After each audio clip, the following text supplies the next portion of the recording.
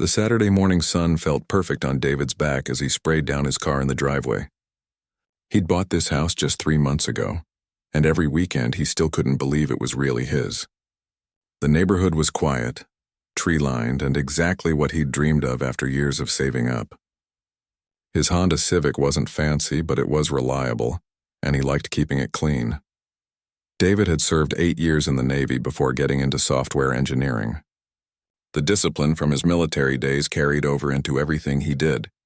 His lawn was perfectly cut, his driveway was spotless, and his house looked like something from a magazine. He took pride in his home, and it showed. He was scrubbing the wheels when he noticed 2 men walking up his driveway. At first, he thought they might be neighbors coming to introduce themselves. But as they got closer, he could see they were wearing some kind of uniform. Dark blue shirts with patches, and they both had badges clipped to their belts. "Excuse me?" the taller one called out. He was a heavy-set man with graying hair and a stern expression. "We need to speak with you." David straightened up, water still dripping from the sponge in his hand. "Sure, what can I help you with?" The second man, shorter but equally serious-looking, pulled out a clipboard. "We're with HOA enforcement. We've received complaints about this property." Complaints? David was genuinely confused. He'd been nothing but respectful to his neighbors. He kept his music low, his yard pristine, and barely made any noise. "What kind of complaints?" "We need to see your lease agreement," the tall man said, not answering the question. His tone was demanding, like he was used to people jumping when he spoke. "My lease agreement?" David almost laughed. "I don't have a lease agreement. I own this house." The 2 men exchanged a look that David didn't like. The shorter one scribbled something on his clipboard.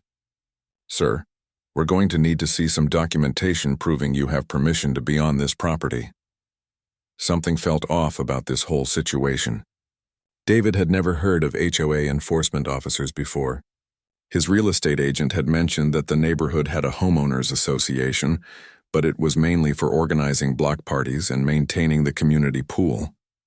Nothing about enforcement officers.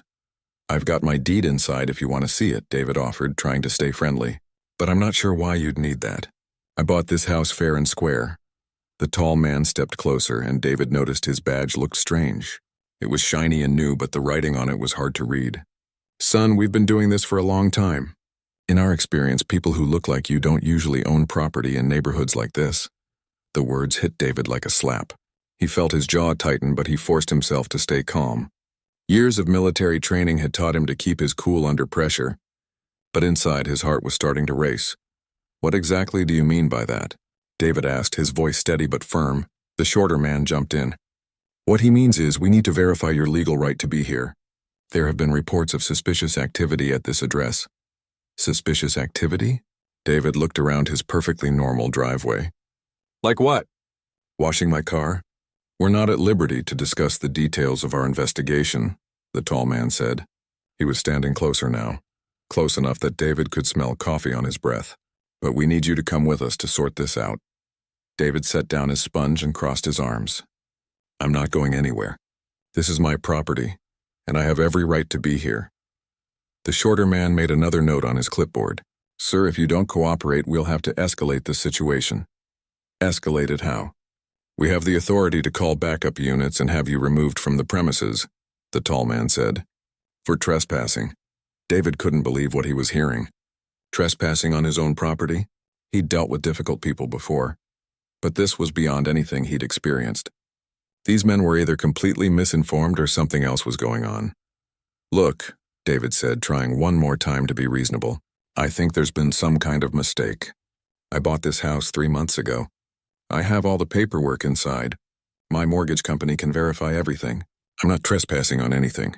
The tall man shook his head. "That's what they all say." "They all say?" David felt his temper starting to rise. "Who is they?" Instead of answering, the shorter man pulled out his phone and started taking pictures. First of David, then of his car, then of his license plate. The flash went off several times, bright in the morning sun. "What are you doing?" David demanded. "Documenting the situation," the man replied, not looking up from his phone. "Standard procedure." David had been photographed plenty of times during his military service, but this felt different. This felt invasive and wrong, like he was being treated as a criminal instead of a homeowner washing his car on a Saturday morning. I want to see your identification, David said. Both of you. The tall man's expression hardened. We don't have to show you anything, son.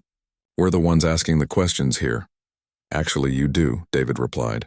If you're really law enforcement or HOA officials, you should have proper identification. I have the right to verify who you are. The two men looked at each other again. The shorter one put his phone away and pulled a small notebook from his pocket. We're going to have to write you up for non-compliance, Yar. Non-compliance with what? HOA regulations clearly state that all residents must cooperate with official inquiries, the tall man said. Failure to do so results in fines and possible legal action. David had read his HOA guidelines when he bought the house. They were mostly about keeping lawns mowed and not leaving trash cans out too long. There was nothing about enforcement officers or mandatory cooperation with official inquiries. I'd like to see those regulations, David said. They're not available for public review. The shorter man replied quickly. That was definitely not true.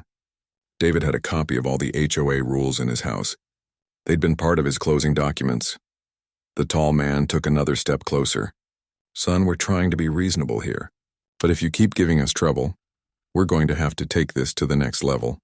David stood his ground. And what exactly is the next level? Arrest for trespassing and disturbing the peace. The words hung in the air between them. David felt like he was in some kind of alternate reality, where washing your car in your own driveway was a crime. But he also felt something else building inside him. Not fear, but anger. Clean, focused anger at being treated this way on his own property. I think you need to leave, David said clearly. Right now. The shorter man scribbled furiously in his notebook. We'll be back with backup units, he said. And next time you won't have a choice about coming with us. As they walked away, David watched them go, his mind racing. Something was very wrong with this whole situation, and he had a feeling it was just getting started. David stood in his driveway for a long moment after the two men left, trying to process what had just happened. The whole encounter felt surreal, like something out of a bad movie. He pulled out his phone and did a quick search for HOA enforcement officers in his area. Nothing came up except regular HOA management companies. He decided to finish washing his car, but his hands were shaking slightly as he picked up the sponge. The peaceful Saturday morning had been completely ruined, and he couldn't shake the feeling that this wasn't over. Sure enough, about 30 minutes later, he heard car doors slamming in the street. David looked up to see the same two men walking back up his driveway, but this time they weren't alone. Two more men in similar uniforms were with them, and they all looked much more serious than before. We told you we'd be back, the tall man called out as they approached.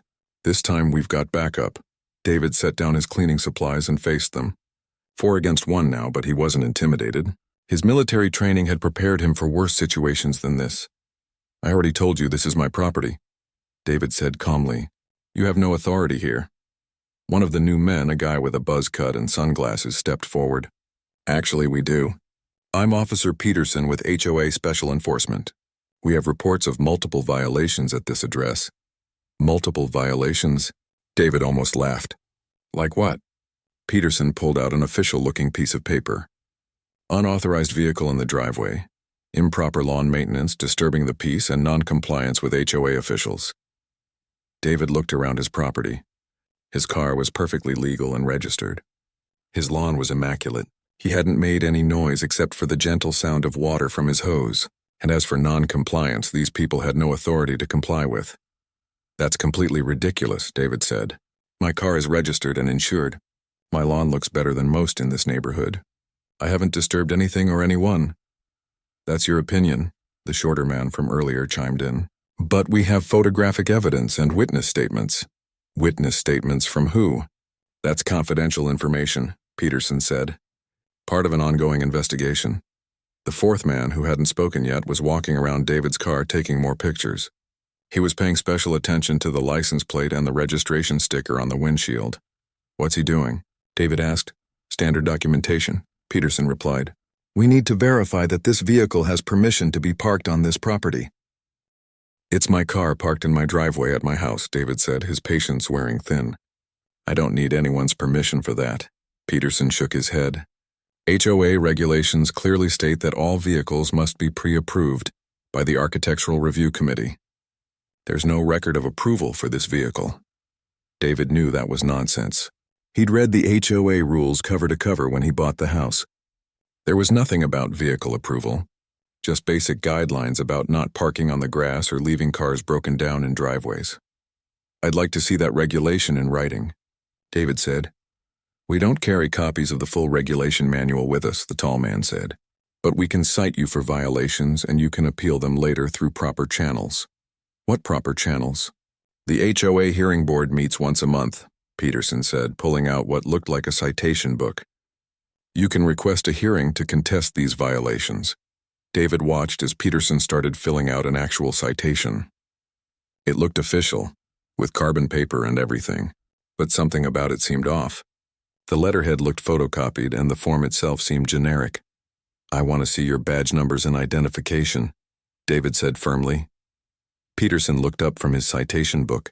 "We already showed you our badges." "No, you didn't. You showed me some shiny pieces of metal clipped to your belts. I want to see proper identification with badge numbers, department information, and photo ID." The four men exchanged looks. The buzzcut guy put his hand on what David now realized might be a weapon on his belt. "Sir, you're being non-compliant with a lawful investigation," Peterson said. "If you continue to interfere, we'll have to place you under arrest." "Arrest me for what? Standing in my own driveway?" "Trespassing, disturbing the peace and interfering with official business." David felt his heart rate spike, but he forced himself to stay calm. Something was definitely wrong here, but he needed to be smart about how he handled it. "Fine," David said. "If you're really official, then you won't mind if I call the police to verify your authority." "That won't be necessary," the tall man said quickly. "We are the proper authorities for HOA matters." David pulled out his phone anyway. "I'm calling 911 to confirm that you have jurisdiction here." Peterson stepped forward and put his hand on David's phone. "Sir, put the phone away. We don't need outside interference in this matter." "Outside interference?"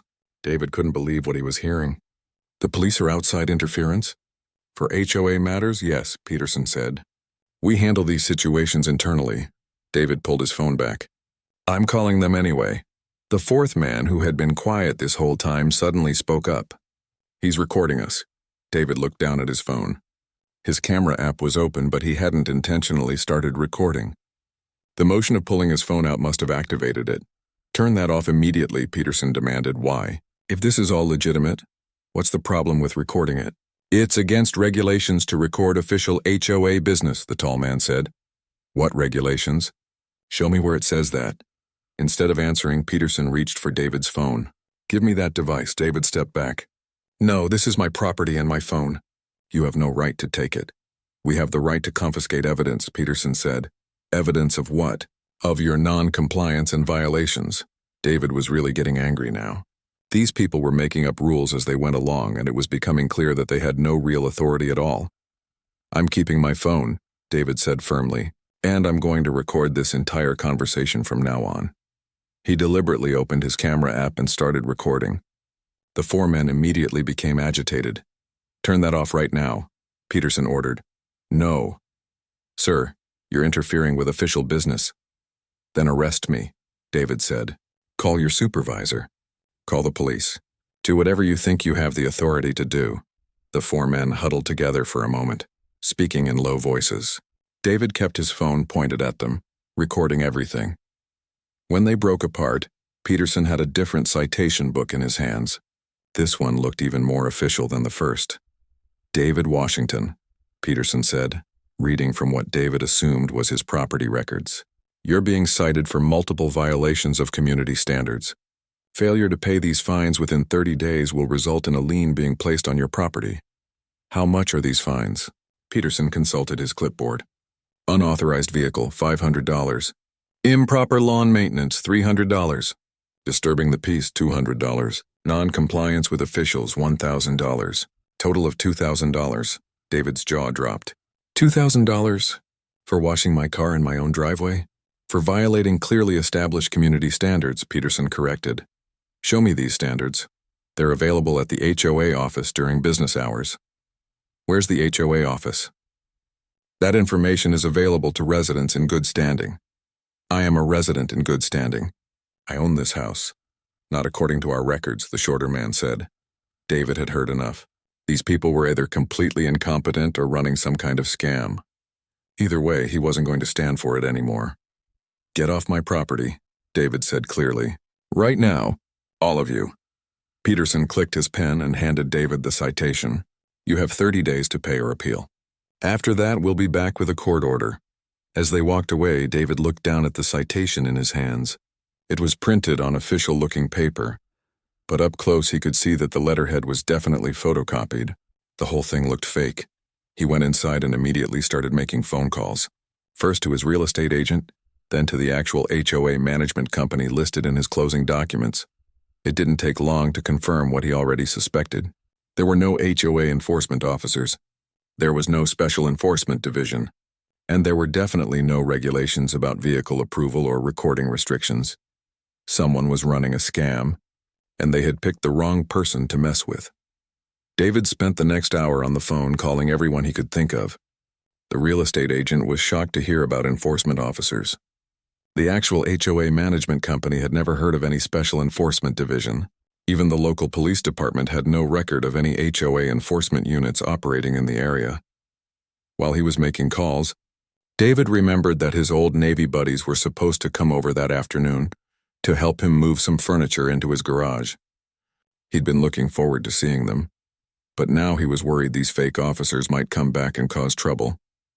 He decided to text his friend Rodriguez, who lived about 15 minutes away. "Hey, might need to postpone the furniture thing. Having some weird situation with fake HOA people harassing me. Long story." His phone rang almost immediately. "What do you mean, fake HOA people?" Rodriguez asked without even saying hello. David explained the whole situation. The fake officers, the made-up violations, the citations, everything. Rodriguez listened without interrupting, which David knew meant he was taking it seriously. "These guys threatened to arrest you?" Rodriguez asked when David finished. "Yeah, and they had what looked like weapons. The whole thing felt wrong from the start." "We're coming over," Rodriguez said. "Don't do anything until we get there." "You don't need to do that. I can handle this.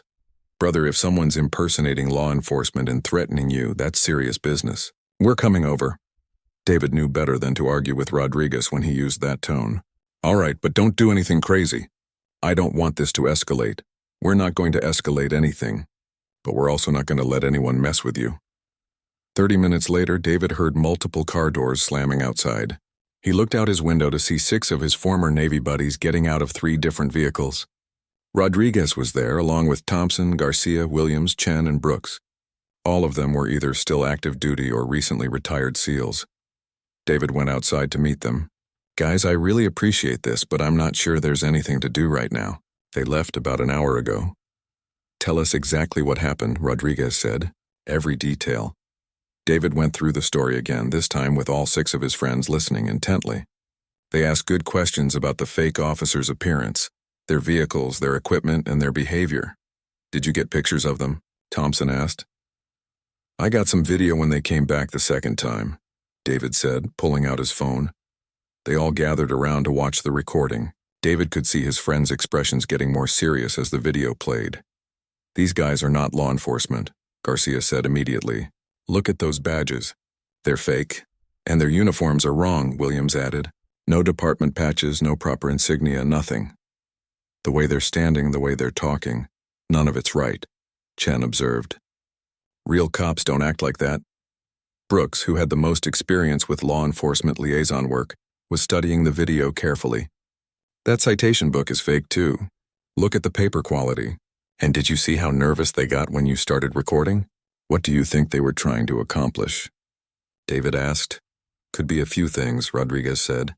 "Maybe they're trying to intimidate you into moving. Maybe it's some kind of scam to get money. Or maybe they're just troublemakers who think they can push people around." "Well, whatever it is, they picked the wrong guy," Thompson said. Just then, David noticed a car pulling up to the curb. His heart sank when he saw the same 4 fake officers getting out, along with 2 more men he didn't recognize. "Speak of the devil," Garcia muttered. "Stay calm," Rodriguez said quietly. "Let them make the first move." The 6 fake officers walked up the driveway in formation, clearly trying to look intimidating. But when they got closer and saw the 6 Navy SEALs standing with David, their confidence seemed to waver. "Mr. Washington," Peterson called out, his voice not quite as authoritative as before. "We're here to follow up on your citations." "Follow up how?" David asked. "We need to inspect the property for additional violations," Peterson said, but his eyes kept darting to David's friends. Rodriguez stepped forward slightly. "Excuse me, officers. Could we see your identification and badge numbers?" Peterson looked annoyed. "And who are you?" "I'm Chief Petty Officer Rodriguez, U.S. Navy. These are my colleagues. We're here helping our friend move some furniture." "This is HOA business," Peterson said. "It doesn't concern you." "Actually, it does concern us," Thompson said pleasantly.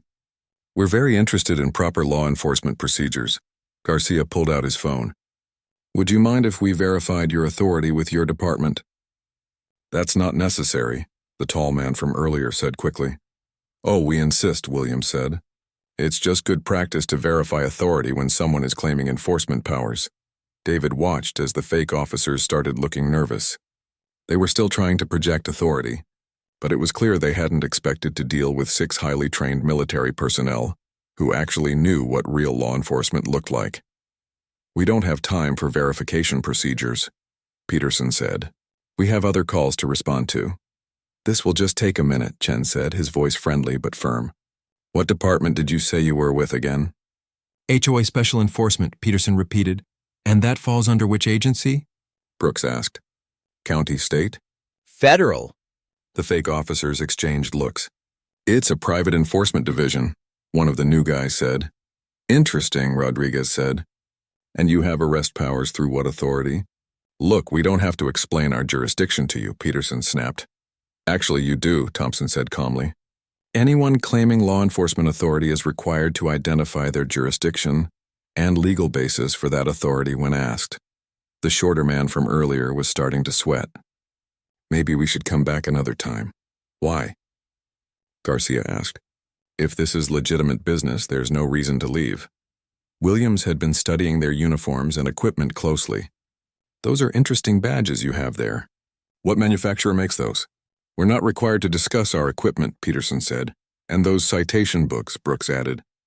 "They don't match any standard law enforcement citation format I'm familiar with." "Where do you get those printed?" "That's proprietary information," Peterson said, but his voice was getting higher. Rodriguez pulled out his phone. "I'm going to call the local police department to verify your authority. They should have records of any law enforcement units operating in this area." "Don't do that," the tall man said quickly. "Why not?" Because it's unnecessary," Chen smiled. "If you're legitimate, you should welcome verification. It protects everyone involved." David watched as the fake officers started backing toward the street. Their whole demeanor had changed. Instead of aggressive and threatening, they now looked like they wanted to be anywhere else. "We'll be back," Peterson said, but it sounded more like a threat than a promise. "We'll be here," Rodriguez replied calmly. As the fake officers walked back to their cars, David could hear them arguing in low voices. He couldn't make out the words, but their body language suggested they were not happy with how things had gone. "Thanks, guys," David said as they watched the cars drive away. "I think you scared them off." "They'll be back," Thompson said. "People like that don't give up easily." "Let them come back," Garcia said. "Next time we'll be ready for them." Rodriguez was already on his phone with the local police department, reporting the incident and the impersonation of law enforcement officers. David felt a huge sense of relief. For the first time all day, he felt like he had some control over the situation. Whatever these fake officers were trying to accomplish, they now knew they weren't dealing with someone who was alone and vulnerable. They were dealing with someone who had backup. While Rodriguez was on the phone with the police, the other SEALs started doing what they did best, gathering intelligence and analyzing the situation. Thompson was reviewing David's video recording frame by frame, taking screenshots of the fake officers' faces, their fake badges, and their vehicles. Garcia was researching HOA enforcement laws on his phone, confirming what David already suspected. There was no such thing as special HOA enforcement officers with arrest powers. Williams and Chen were walking around the property, looking for any signs that someone had been watching the house or gathering information. Brooks was on his phone with a contact at the local sheriff's department, cross-referencing vehicle registration information. "The police are sending a unit over," Rodriguez announced as he hung up. They want to take a full report and see David's video. Apparently, this isn't the first report they've gotten about fake law enforcement in this area. Really? David was surprised. Other people have had this happen? The officer I spoke with said there have been 3 similar reports in the past month. All in upscale neighborhoods, all targeting minority homeowners. That made David's blood boil. This wasn't just about him. These people were systematically targeting and harassing innocent families. Thompson looked up from David's phone. I got some good screenshots of their faces and license plates. We can run these through some databases and see what comes up. Is that legal? David asked. Everything we're doing is completely legal, Garcia assured him. We're just verifying publicly available information. Brooks finished his call. Got some interesting information about those vehicles. 2 of them are registered to a private security company called Patriot Protection Services. The other one is registered to an individual. Patriot Protection Services? Rodriguez frowned. What kind of security company? According to their website, they provide neighborhood safety and compliance enforcement, Brooks said, reading from his phone. But they're not licensed as law enforcement. They're basically a private security company. So they're security guards pretending to be police officers, Williams said. That's impersonating law enforcement, which is a felony. A police car pulled into the driveway and Officer Martinez got out. He was a middle-aged Hispanic man with a friendly but professional demeanor. Rodriguez went over to introduce himself and the others. I understand you've had some problems with fake law enforcement officers, Martinez said to David. David told the whole story again, from the beginning. Martinez took detailed notes and asked to see the video recording. He watched it twice, asking David to pause it at certain points. These guys are definitely not law enforcement, Martinez confirmed. Their badges are fake, their uniforms are wrong, and they have no legal authority to issue citations or make arrests. What can be done about it? David asked. Well, impersonating law enforcement is a serious crime. We can file charges based on your testimony and this video evidence. Martinez looked at the screenshots Thompson had taken. These are good quality images. We should be able to identify them. Garcia showed Martinez what he'd found about Patriot Protection Services. Looks like they're a private security company that's overstepping their authority. We've been investigating them for a few weeks now, Martinez said. There have been complaints about their tactics, but this is the first time we've had video evidence of them actually impersonating officers. Chen had been quiet during most of the conversation, but now he spoke up.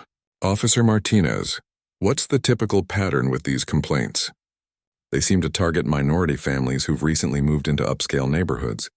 They show up with fake credentials, cite made-up violations, and demand payment of fines. Most people either pay the fines or get scared and move away. So it's basically an intimidation racket, Thompson said. That's exactly what it is, Martinez agreed.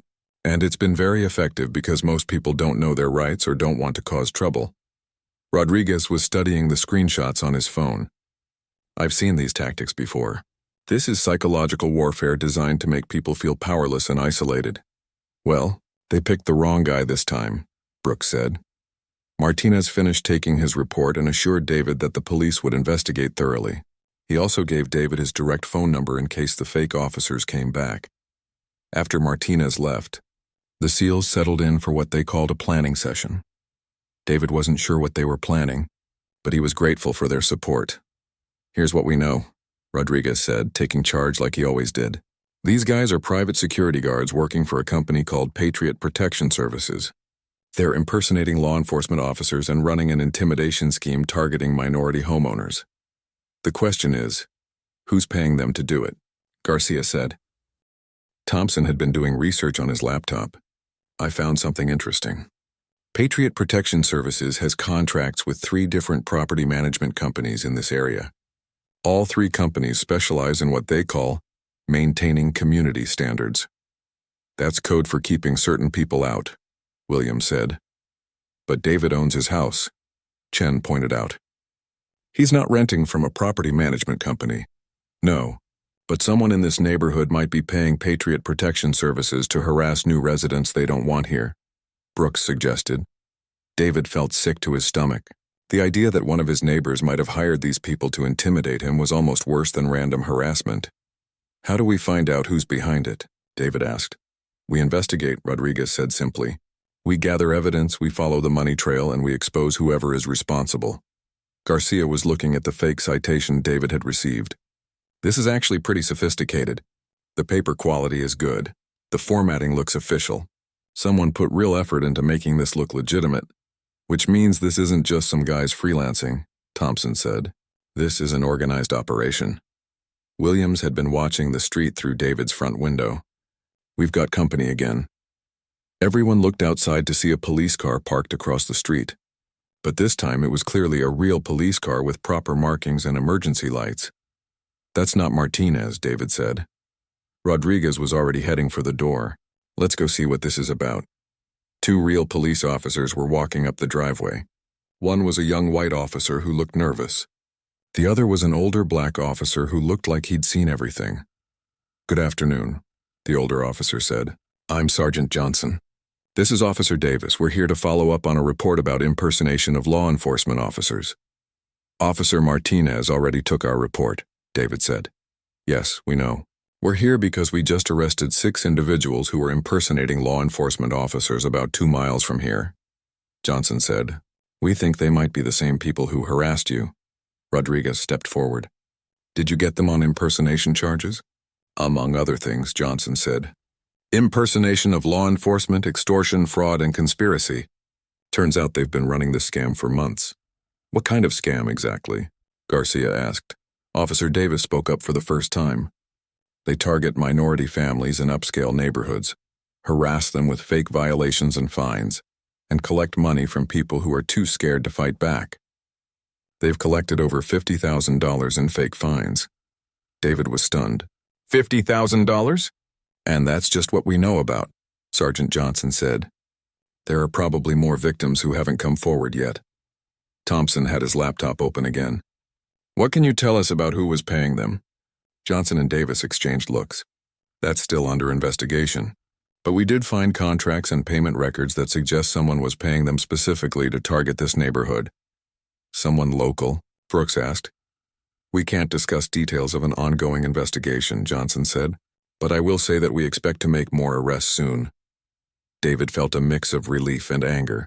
Relief that the fake officers had been caught, but anger that this had been going on for months and affecting multiple families. What happens now? David asked. Now we build a case, Sergeant Johnson said. We'll need your testimony and your video evidence for the prosecution, and we'll need you to be prepared to testify in court. Absolutely, David said without hesitation. Rodriguez looked at the other SEALs. Whatever you need from us, we're here to help. Johnson smiled for the first time since he'd arrived. I appreciate that. It's good to see people willing to stand up to bullies. As the officers prepared to leave, Sergeant Johnson turned back to David. One more thing. We found a list in their vehicle with names and addresses of other potential targets. Your name was on that list along with detailed information about your property and your background. How detailed? David asked, though he wasn't sure he wanted to know. They knew you were a Navy veteran. They knew when you bought your house and how much you paid for it. They knew your work schedule and what kind of car you drive. David felt a chill run down his spine. These people had been watching him for weeks, maybe months, gathering information and planning their harassment campaign. But it's over now, Officer Davis said. These 6 are going to prison and we're going to find whoever was paying them. After the police left, David and his friends sat on his back patio, trying to process everything that had happened. I can't believe someone was actually paying people to harass me, David said. Believe it, Rodriguez said grimly.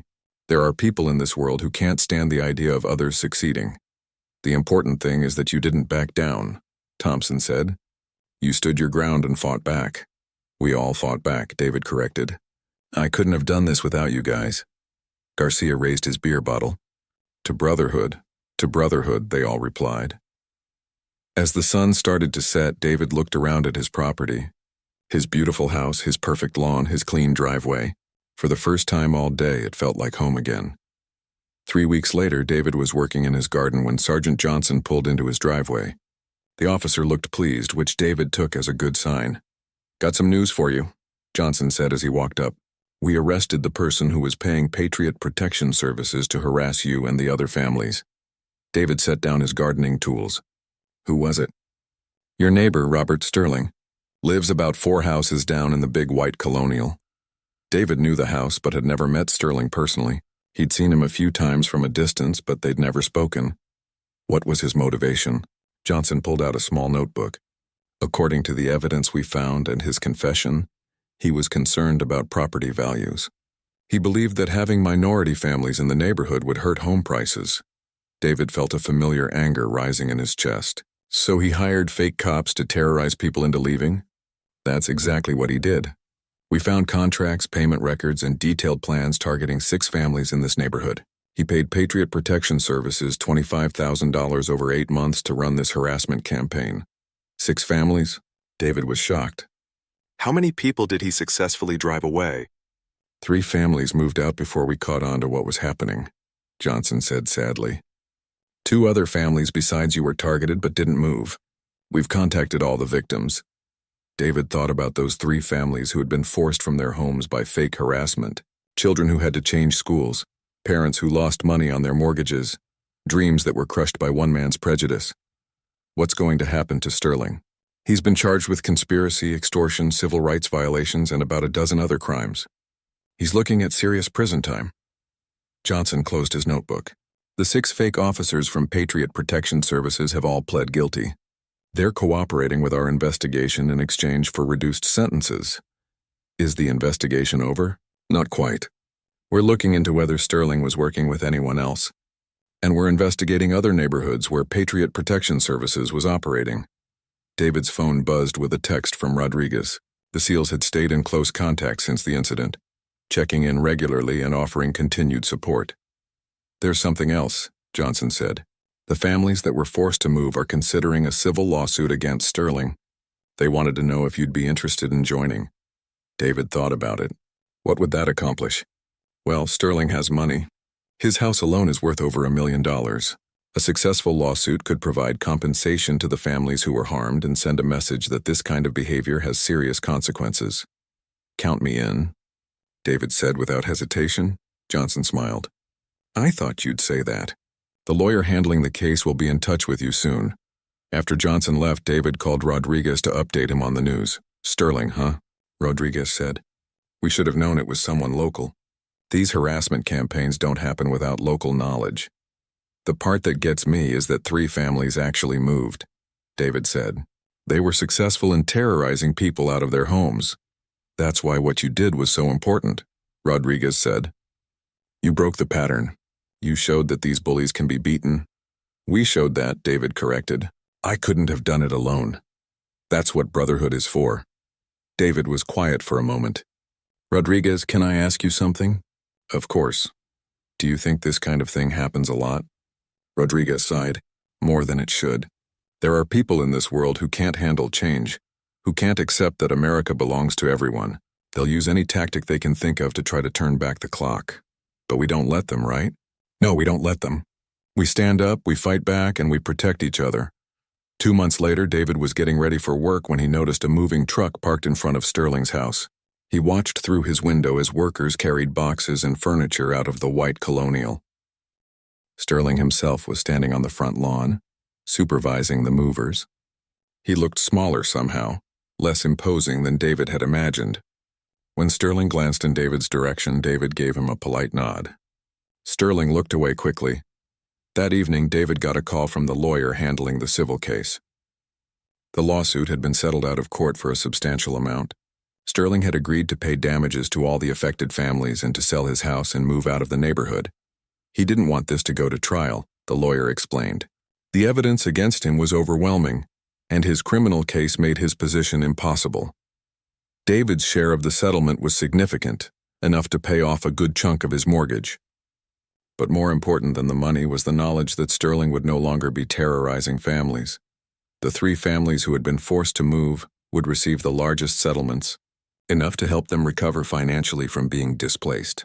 They had the option to move back to the neighborhood if they wanted, though the lawyer said none of them were interested. David understood. Once a place had been poisoned by that kind of experience, it was hard to feel safe there again. A week after Sterling moved out, David was surprised to see a young Hispanic family moving into the white colonial. He walked over to introduce himself. "Hi, I'm David Washington," he said to the man who was directing the movers. "I live in the blue house down the street." "Carlos Mendoza," the man replied, shaking David's hand.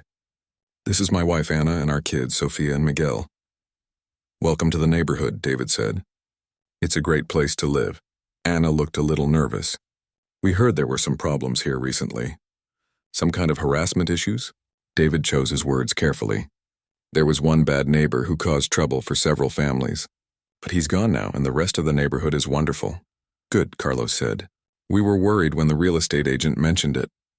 "If you have any problems at all, please let me know," David said, giving Carlos his phone number. "I have some friends who are very good at solving problems."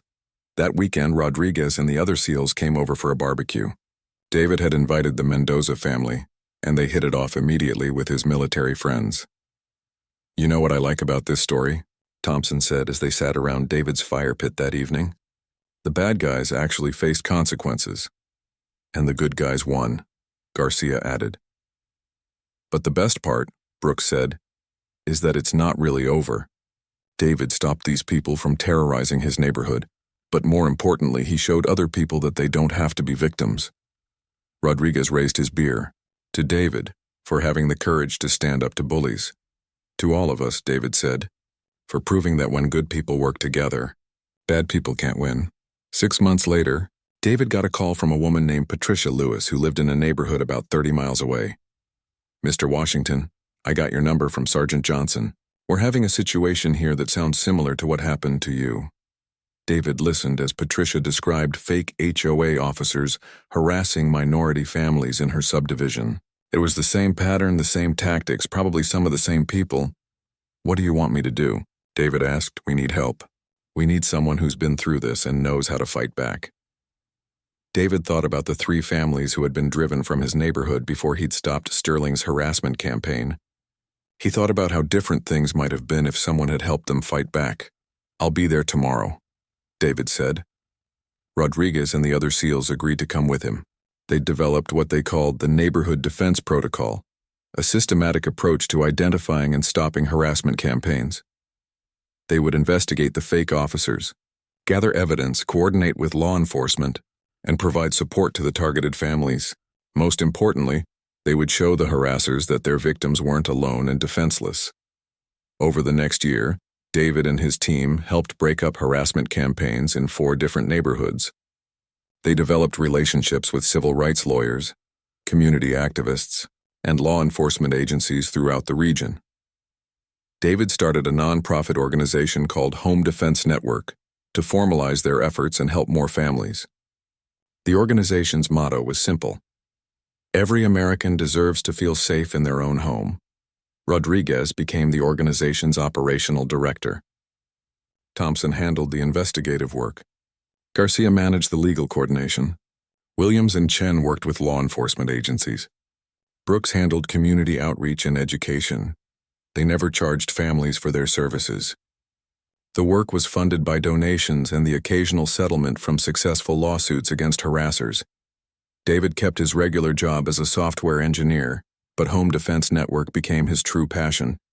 Every family they helped reminded him of why the work was important. One evening, as David was working in his garden, Carlos Mendoza walked over from the white Colonial. "David, I wanted to thank you again for welcoming us to the neighborhood." "No need to thank me," David said. "We're neighbors. We look out for each other.